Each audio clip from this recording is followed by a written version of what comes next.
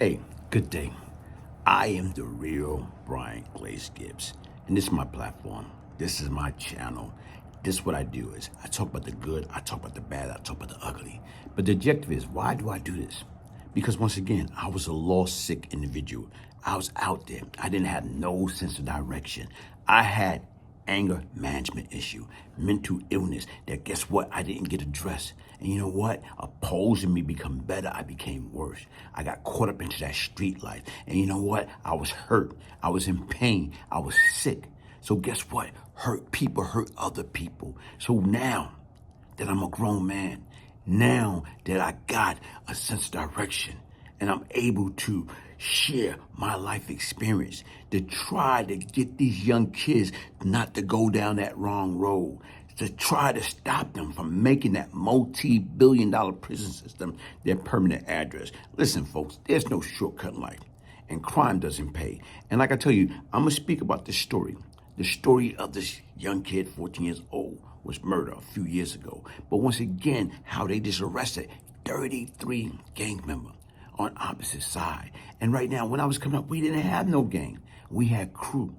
And even right now, we was out there trying, you know what I'm saying, to make fast money by selling drugs, robbing, stealing, killing, you know, destroying our community, you know, being lazy. Because that's what lazy people do. Lazy people do not want to get up and punch a clock and go to a 9 to 5 and make a decent livelihood. What we want to do is we want to take shortcut. And you know what? When you take shortcut, guess what happened? You're going to end up in a world of trouble. Are you going to end up in that multi-billion-dollar prison system? Are you going to end up in that graveyard of a violent death for stupidity? Here we go.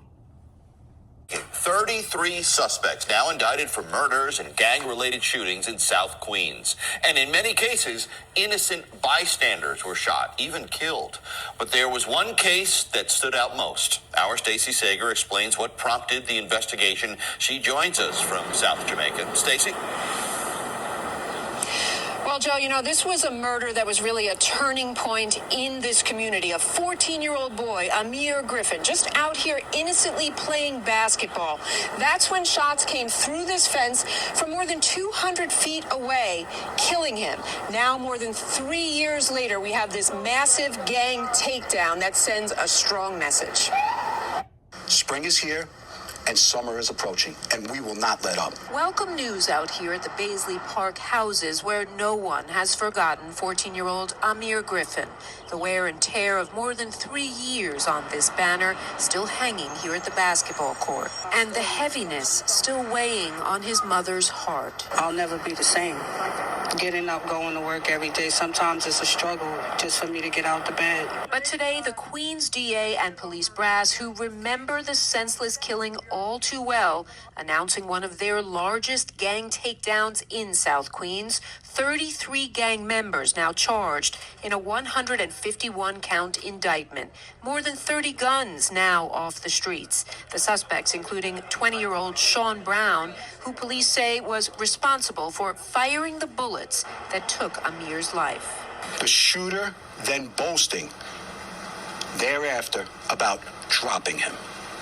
Zero regard for life. Part of a culture of recklessness, they say, when gang rivalries sent bullets flying over and over again, hurting or killing innocent bystanders. Whether it's a 14-year-old like Amir Griffin playing basketball, or a school teacher walking his dog, or a mother running out to buy milk for her children. All of them victims in 22 gang shootings that have occurred since Amir was gunned down. Of the 33 now indicted, 18 of them pulled a trigger in a shooting. The defendants, members of rival gangs that are subsets of Crips and Bloods. What we do is we work with the local squads, gathering evidence, witnesses, video collection. But in this community, at least some hope that history will not repeat itself. He's still here. It's still going on. Everybody is getting to see his story. And we're back here live at the Baisley Park Houses, the basketball court where the memory of this young basketball star is still very much alive. You know, his mother tells me she thought about moving away from here, but she just can't because she feels like she would be leaving her son behind. Once again, 33 suspects in this takedown, most of them already in custody. Police still searching for 4 of them. Hey, look at this. The Baisley Houses, South Jamaica. Okay, you talk about gangs, Bloods and Crips. Years ago, you had the Supreme Team. You didn't have, I'm saying that, you had the Supreme Team. So you didn't have the Bloods and the Crips back then. You had the Gerald Prince Miller. You had the, Kenneth Supreme McGriff. You had the Bimmys and so on. But once again, folks, listen, man. Here it is. No gang. You don't have to be a part of the gang. Right now, the only gang you're supposed to be a part of, your mother, your brother, your father, your sister, your grandparents, your cousins, your aunt, your uncle, or the basketball team, the football team, the baseball team, the Boy Scout, the Girl Scout. That's the only gang that you need. Like I told you, I was once the problem and I fell victim. Right now, we got to stop that. I have always been. I was already that test dummy. Kenneth Supreme McGriff was a test dummy. Gerald Prince Miller, test dummy. Bimmy, test dummy. So many different people out there been that test dummy. That guess what? Y'all can go out there and don't take it the lazy way. Don't take that shortcut and think you're getting over. You're not getting over.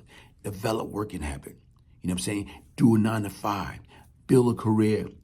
Do it right the first time. Hit the like button. Subscribe, share. The real Bryant Gibbs. Crime doesn't pay.